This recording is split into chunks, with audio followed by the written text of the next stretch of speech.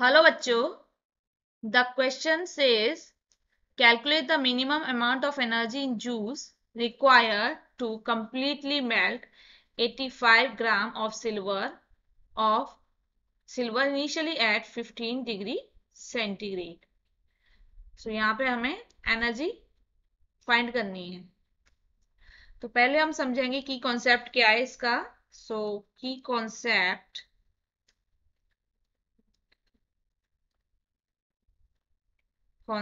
है latent heat. Latent heat क्या होती है? The total amount of thermal energy or heat energy either absorbed or released by an object, system, or substance while a process in which the temperature is constant is represented by the term latent heat. So यहाँ given है mass of silver. mass of silver है 85 ग्राम। 85 ग्राम, इसको kilogram में change करेंगे हो जाएगा 0.085 kilogram.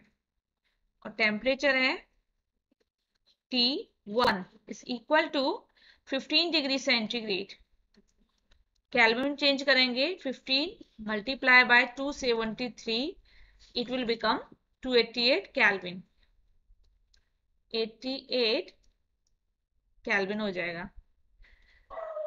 We know that melting point of silver.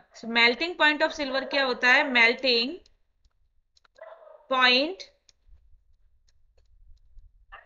Of silver temperature है T2 is equal to 1235 kelvin. Latent heat of fusion of ice होती है, fusion of silver, LF।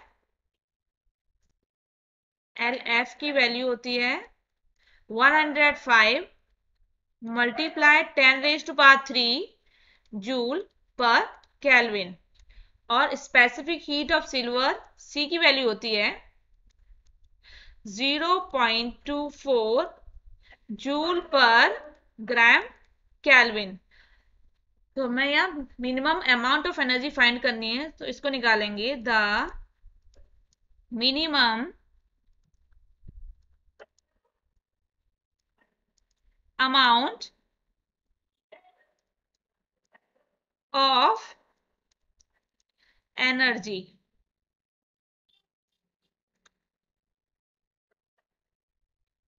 Q equal to होगी M heat needed to melt heat needed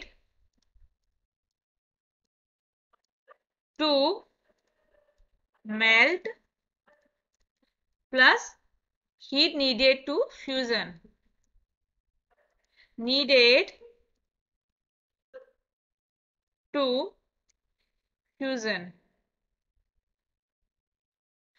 तो यहाँ values put करेंगे। Q equal to needed to melt की value होगी M C delta T that is T2 minus T1 plus M L F। यहाँ values put करेंगे। M की value है specific heat है जूल पर ग्राम केल्विन, तो यहाँ मास यूज करेंगे ग्राम वाला। सो 85 gram multiply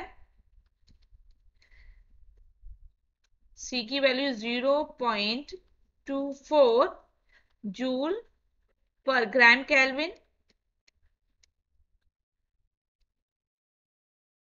temperature T2 minus T1, so that is 1235 minus 288 kelvin. इसको सॉल्व करेंगे। Multiply 1235 minus 288 plus MLF mass of silver in kilogram 0.085 kilogram multiply latent heat of fusion given as 105 10⁻³ joule पर kilogram. इसको solve करेंगे, Q की value आएगी 28.243 multiply by 10⁻³ joule. So minimum amount of heat equal to Q is equal to 28.24 kilojoule. Hope this answer of your questions. Thank you.